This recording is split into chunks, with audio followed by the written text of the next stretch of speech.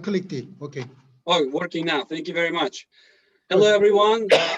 This is Mamurjan Rahimov from Uzbekistan.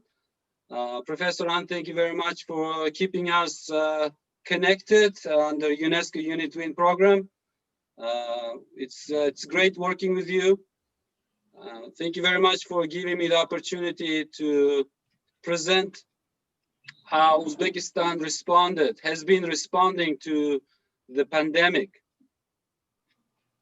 You know, with Professor Han, we've discussed this many times. We talk about Uzbekistan's response, and you know, Professor Han, he shares about a response of South Korea, some videos and links and photos. So I would like to share my screen just a moment. I'm gonna share my screen. Just a moment. Professor Han, you need to allow me to share my screen too. It says host, yes, host disabled participant screen sharing. Okay. Yeah.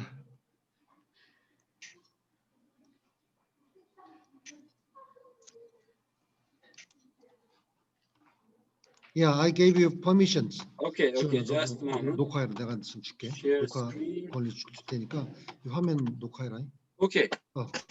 Now, can you see my slides? Yeah, we can see. All right. Very good. Thank you very much. This presentation became possible thanks to UNESCO UNITWIN program. Thanks to Professor Han. This is a short summary of Uzbekistan's response to COVID-19. And I was thinking about coming up, you know, with a subtitle. And the best subtitle I could come up with was an all-out war. All-out war against the virus. You know, students, do you know what all-out war means? That adjective, you know? That all-out war means that you use all the methods and tools to fight the war. Not just tanks, not just helicopters, not just guns, but everything, right? So Uzbekistan's response to COVID-19 can be best described as an all-out war against the virus, using all the methods and all the methodologies. Okay, so just to give you an idea where we are, you know, in the map of the world. So you see to the right is, you know, to the right on the map is China. So we are on the other side of China. So South Korea is on the eastern part of China. We are on the western part of China. We don't have a common border, but we are very close. Through Kyrgyzstan, for example, it's you know, a car drive away to the western part of China. So we are here between you know, in the Central Asia. Some statistics on COVID-19 cases. So from the beginning, since Uzbekistan started counting coronavirus cases, there have been almost 65,000 cases, 544 deaths, and recovery rate, the recovery is 62,000, more than 62,000 people fully recovered. So recovery rate is around 95% or higher. So as of a couple of days ago, well, it's 25th of October, right? It's yesterday. So daily cases are, you know, just under 100 cases per day. So it's going down very, very considerably. Daily recoveries are actually higher, much higher than the daily identified cases. Now, hospitals which were overfilled few months ago are now becoming empty because most people are now allowed to, you know, especially light cases, people with light coronavirus cases, they're allowed to get treatment at home. All right. So this graph here shows the coronavirus daily cases from March right? As you see, we had the first peak somewhere in July, right? End of July. And it subsided. That's when the, quarantine measures were softened. As you know, we still under quarantine. Uzbekistan is still under quarantine. Just, quarantine measures were a little softened, all right? So the second wave we probably had in September with the coming of colder season, right? As the government sources say, Ministry of Health, they say that, flu and cold, they just make coronavirus worse. So 4 months, starting mid-March, we had the heavy draconian lockdown where we could not move around. The cars were not allowed. Public transportation was at halt. More enforcement in big cities, more police, more army forces in the street to enforce, quarantine. But in regions, sometimes it got too violent. There's some viral videos on local police, trying to push small kids into a car, which went out without a mask or had a mask in their pocket. So in regions, there were some, violent cases as well. And quarantine rules, they raise a lot of questions. For example, when they softened the rules for the first time, some cars were allowed to be driven few hours in the morning and few hours in the evening. After which, if you are caught on the road, your car was taken to the police parking lot and you were fined heavily. So people joked that, after 8 p.m. virus goes to the street, so you have to be inside your home. So they questioned, but this also caused a lot of car crashes and fatal cases because people, they tried to drive faster to get home before the end of the, before the beginning of the quarantine hours. And places of worship were completely shut down for 24 weeks. All the Christian, Jewish, and Muslim places of worship were completely shut down for 24 weeks, while crowds keep shopping at large supermarkets, keeping social distance, and doesn't cause any outbreak. So people question kind of attitude, this kind of enforcement. Economic impact of COVID has been quite heavy on Uzbekistan, but still under control because Uzbekistan channeled so much of its resources to fight coronavirus. The GDP and then lockdowns, the GDP growth has slowed down considerably. For the first time since the gaining independence, we are seeing this kind of low growth. According to World Bank, 1.6% growth in 2020. IMF is even more conservative. So IMF is predicting that Uzbekistan's growth will be only 0.7% this year. So far, according to official statistics, Uzbekistan has spent around $5 billion for the fight against COVID, which is roughly 10% of GDP. So it's like war level spending, war level spending. Same, in many countries around the world, right? So Uzbekistan's GDP is not it's a developing country, small GDP. And Uzbekistan debt also increased because of borrowing from international financial institutions. Currently, the debt of Uzbekistan is more than $25 billion. But Uzbekistan is rich in mineral resources.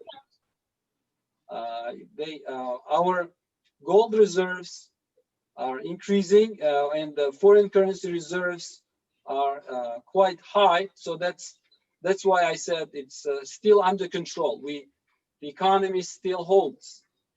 Uzbekistan also during the pandemic has been selling a lot of gold. So in August, Uzbekistan sold 31.7 tons of gold, which is about 50% of Uzbekistan's exports by now. So a little prologue. COVID came into Uzbekistan in the second half of March. On 15th of March, I had a training outside of Tashkent, and the 16th of March, we're already under quarantine. It was really unexpected. Some experts in Uzbekistan even proposed to attract more tourists by promoting the country as a virus-free place. On TV, this was televised, actually. And lockdowns came fast and unexpectedly. Universities and schools, they completed the spring semester online. So here's an outline for our all-out war. We'll talk about the border first. From the very beginning, Uzbekistan began an all-out war against the virus, meaning they, used every possible tool, every possible method. People in Uzbekistan, we are used to strict controls from the era of fight against terrorism. Afghanistan is our neighbor. It's a source of international terrorism, one of the places of international terrorism. By the way, Afghanistan-Uzbekistan border is the second most heavily guarded border in the world. Second most heavily. Can you guess which border is the number one heavily guarded in the world? Can you guess? Professor Ahn, you probably know the answer. I know the answer. Students, anyone would like to answer this question? The most heavily guarded border in the world, number one. I know the answer, maybe. Yes? Between the South Korea and North Korea. Yes, thank you very much. South and North Korea, the border is the most heavily guarded in the world. And the number two is between Uzbekistan and Afghanistan. So, we are used to strict controls from, fighting terrorism. However, strictest lockdown has surpassed any expectations. People were shocked, especially low-income people, young families, elderly, they suffered the most. We have a tradition of giving names to every year, just to focus government's activities. So this year was called as a year of digital transformation, but we forgot about it. So unofficially, this year has become the coronavirus year. So at the border, Uzbekistan has built its first quarantine zone in 5 days. In contrast to, China, near Wuhan, they built in 10 days. You remember, they quickly built hospital in 10 days. We built in 5 days using, shipping containers and, putting insulation inside. So this quarantine zone was built in 5 days. People were quarantined there for 14 days or sometimes longer. In spring, the conditions were bearable, the weather was okay, but in summer conditions became unbearable. We had near 50 degrees Celsius heat. So government allowed to quarantine at hotels. So because of the border closure, thousands of Uzbek migrants, workers returning from Russia and Kazakhstan, they got stuck at the border. You see here a makeshift camp of Uzbek migrants near Kazakhstan-Russia border. So Uzbekistan launched information war. Every news outlet, 24/7, it was repetitive, ubiquitous.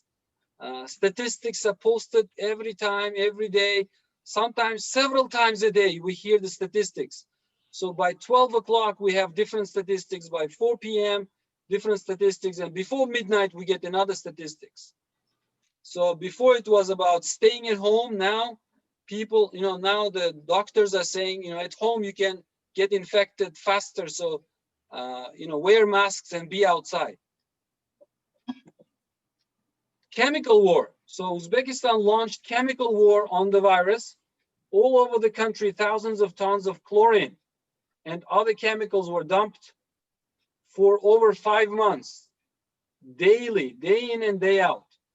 Tons of chemicals were dumped, even though World Health Organization says it's not effective in fighting against the virus. It was still done. Roads, streets, even people's backyards were disinfected with chlorine. Due to lack of rains, the chemicals mixed with dust and polluted the air, and it caused even more respiratory diseases, which are very similar to COVID. High fever, dry cough. If you look up, chlorine poisoning, you can find this very similar symptoms. Road war, on the road, country came to almost a standstill, except the emergency vehicles, food and medicine trucks. No transportation was allowed on the road for over 5 months, with occasional softening of restrictions. Like, you can travel between these hours only. Every street, alley, and even back roads were barricaded with concrete, trucks, and even garbage. Some, fallen branches were put to barricade some alleys and streets. So people were shocked. And Uzbekistan joined the international war against the virus by receiving Russian and Chinese doctors, for example, to learn from each other, and also sending our doctors to neighboring countries. Like this is a photo of a group of doctors from Uzbekistan being sent to Tajikistan to fight against coronavirus. We also sent them emergency vehicles and lung ventilators, right? Those artificial lung ventilators.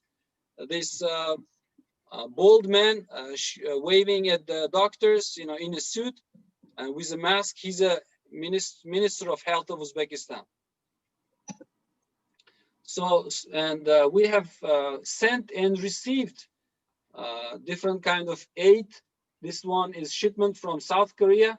We received, since the beginning of the pandemic, we received, South Korea was one of the first countries actually to send us aid to fight coronavirus, for which we are very thankful. And, we are, all the developing countries have one big problem, which is corruption, and the war on corruption did not stop. This is a picture, this is an image of a flood caused by a dam collapse, where the Sardoba Dam, not far from Tashkent actually, which collapsed due to heavy rains and storms in the area. And it was recently completed during the independence years, and the new president received it and opened that dam. But during the pandemic, in 1st of May, this dam collapsed, and it caused a lot of damage, and many people were missing, and few people died because of this. And one of the ironic things is that people knew that people were already the dam was leaking for a few weeks, and people tried to escape the area by their cars and trucks, but the government told them to stay at home due to the pandemic. So they were staying at home near the leaking dam. So corruption has been hurting the country more than any virus, since most economic activity stopped. Corrupt officials started stealing from COVID funds and charities. Many corrupt officials were imprisoned, and many more cases are being currently investigated, including this dam collapse. More than 15 suspects under custody now. So here's a map of the damage, and it even spilled over to neighboring Kazakhstan and flooded a lot of villages there. So sprinkler war, this is also part of the chemical war. I don't know, did you have this one in South Korea? That every business institution, they install this kind of sprinklers, which spray chlorine and other chemicals on people. This is, we call it disinfection tunnels. No, no, we don't have. Thousands of these were installed at the entrance of banks, religious institutions, and even shops all over the country. Even disinfection tunnels for cars were designed at entrance to every city. And they were finally banned after 5 months. They were finally banned by Ministry of Health, citing dangers to human health. And creative war, Uzbekistan is trying to be very creative. This is the front page photo of a front page of New York Times. For the first time in the history of Uzbekistan, open air admission tests to universities were conducted. I know in South Korea, you do it all the time, very common, but here in Uzbekistan, for the first time, because of the pandemic, this kind of tests were conducted in open air. The article was labeled "Sun, Sky, Number 2 Pencil." First time. So more than 1.5 million applicants competed for little over 100,000 university spots. So competition is very fierce. Another result of a creative war gone wrong, and this is just in time for Halloween. In October, government started requiring wearing plastic gloves in public transportation. But they did not plan how to dispose of these, Garbage bins, they overfilled real quickly. People were outraged by the decision. It caused ecological problems. So can you imagine, all these plastic gloves flying in the air mixed with October leaves from the trees? So perfect scene for Halloween decoration, And now, in order to kind of prevent this, Ministry of Health recommended people to take the gloves home with them after getting off the bus or subway, which caused more confusion. Why should we take virus to our homes?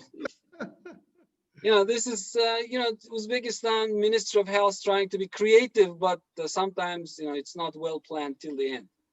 So we have this kind of situations. But this war is still going on. Government constantly reminds that the pandemic is not over, even though infection cases are subsiding. But we can say that Uzbekistan is more prepared for next waves of infection. Businesses are trying to adapt to new realities. Now, every restaurant has a pickup and delivery. Most schools and universities have learned to work online.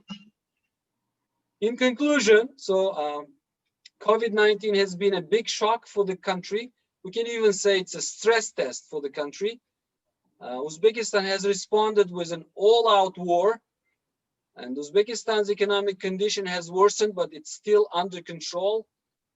And the country is now more prepared for future shocks of this nature because we know this is not the last case. Thank you very much for your wonderful presentations. Thank you. Now we are going to receive the questions from students. Anyone who will go first? You turn on your speaker and ask questions to Professor Laimov. Thank you. Yeah, you go ahead. Can you hear me, Professor? Yes, clear. What part of industry is heavily impacted by the coronavirus in Ukraine, Uzbekistan? Okay, thank you very much for your question.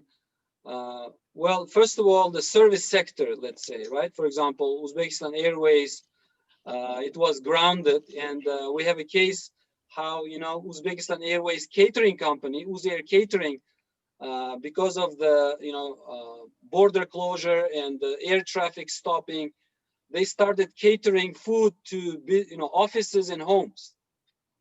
So the company which caters to airlines started catering to offices and homes. That's one. Also, Uzbekistan's tourism industry, tourism is one of the major sources of income for Uzbekistan. It completely stopped, and thousands of jobs were lost, and thousands of firms which invested in buses, in cars, in hotels. They became, near bankrupt. I'll give you one example. For example, Samarkand. Samarkand is the center of Uzbekistan tourism. So just this is couple years statistics, not this year's statistics, from previous years. So Samarkand region, they earned $6 million from selling cotton, right? But they earned $60 million, 10 times more from tourism. And now this year, the tourism is zero. Yeah, so service industry suffered the most. Okay, thank you. You're welcome. Anyone? Professor, I have a question. Sure, go ahead. Go ahead. Hello, I'm Juyong Lim. And first of all, thank you for your good lecture, Professor. And I have two questions, and I want to question a little bit of a broader range of questions about COVID-19. First question is, in the COVID-19 era, the world is now in a big economic slump. In this situation, if President Donald Trump is re-elected in the upcoming US presidential election, what impact could it have on the global economic trend? And second question is, Uzbekistan and Russia are closely located and interrelated. So about the Russia President Putin's long-term seized power continues. How do you assess Russia economy from a long-term perspective in the COVID-19 situation? Thank you. All right, thank you very much. About United States elections and United States President Trump's position on coronavirus, in the United States, as you know, coronavirus is being used as a political tool, from both parties attacking each other, blaming each other for inadequate response. But if you look at, political states, for example, which states are Republican, which states are Democrat, most number of cases are in Democratic states, and the most number of deaths are in Democratic states. So, and the most lockdowns were in states which were Democrat. So Trump is a Republican, and I think that Republicans have been handling this case. If you look state by state, of course, they've been handling better, and I think if Republicans win, it's better for United States and for the world, because just from the point of view of handling coronavirus, it shows the data shows they're doing a better job. At least in the United States, the statistics is available. You can check. And the second one about Russia, we like stability. We like stability. Our neighbors' stability is very important to us. But President Putin, in recent Valdai speech, he said that sometime in the future he would leave, but he never elaborated when and so on. But he, under his presidency, Uzbekistan's and Russia's relations got closer. He is for unifying, former Soviet republics under economic union. Uzbekistan is now observing member of economic union of post-Soviet countries, but eventually I think Uzbekistan will end up joining that economic union. Many people think that's political. So Russia's stability is important for Uzbekistan, and whoever provides stability for us, it doesn't matter for us. If Putin provides stability, then it provides. Russia is the main provider of jobs for our labor force, because Uzbekistan cannot provide jobs for its labor force. So every year, millions of Uzbeks, they go to Russia for finding jobs, and some temporary jobs and permanent jobs they have in Russia. So We are whatever happens in Russia, we are for stability. Okay, thank you. Thank you, Professor. Yeah, now I would like to invite the Uzbek student to ask questions. Okay, Uzbek Any student. Uzbek student?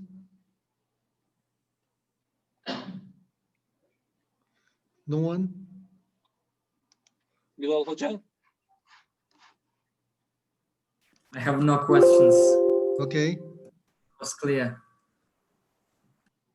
They live here, so everything I speak about this, they've lived.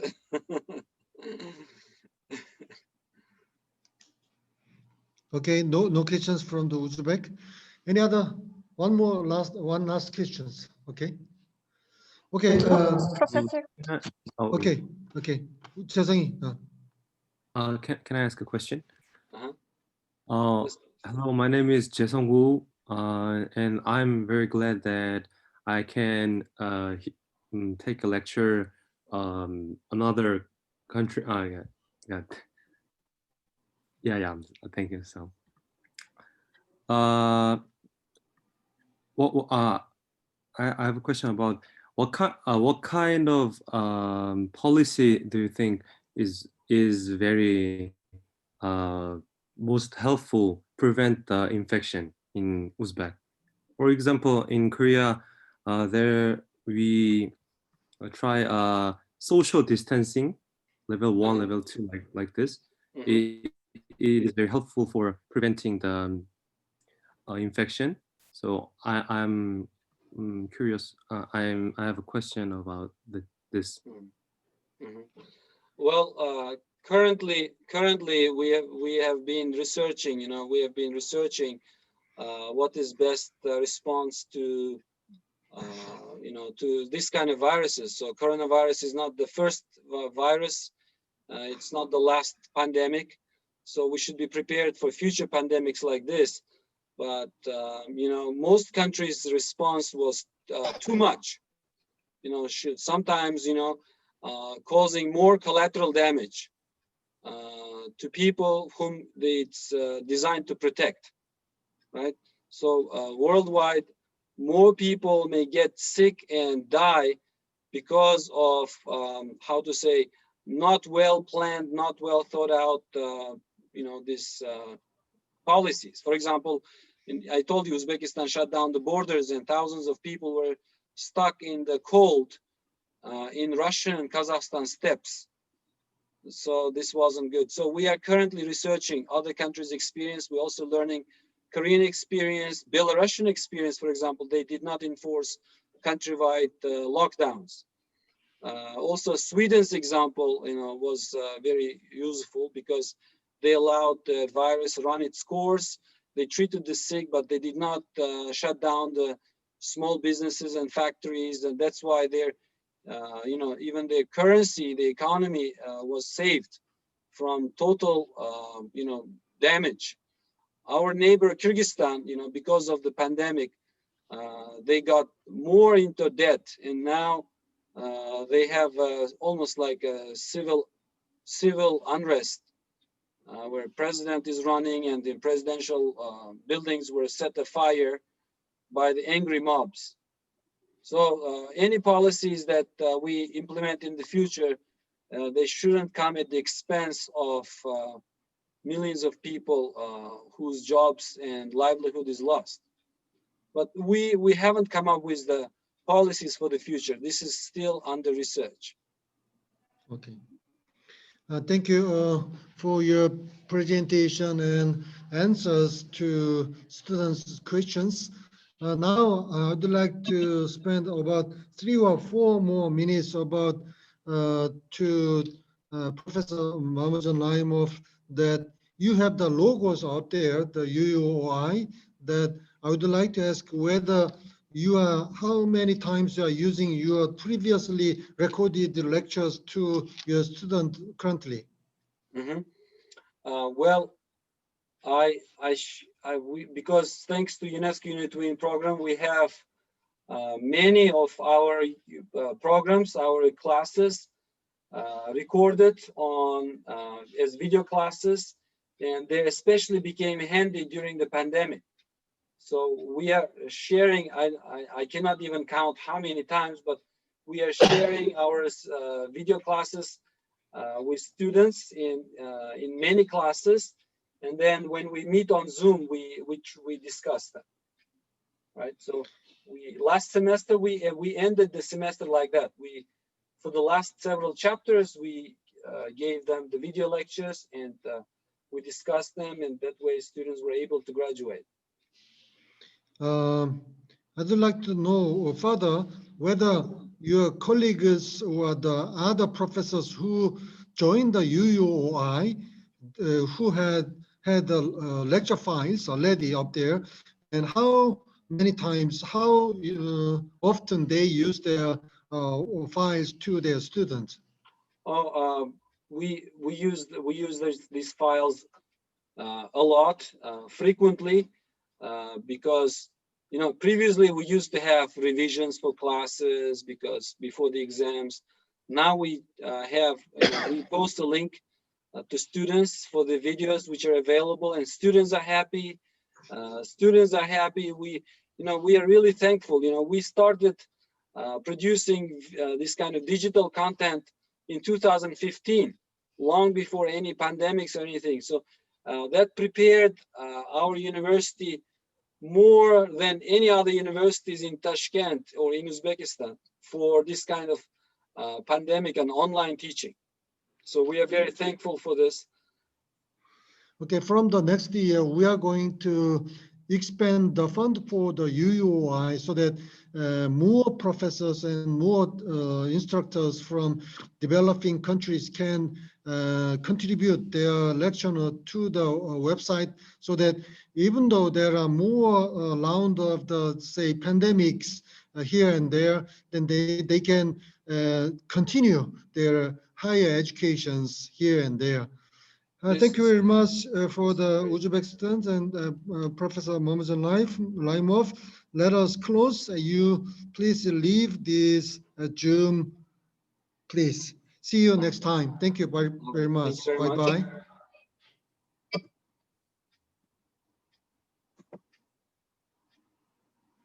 I'm going to wait. You leave the Zoom.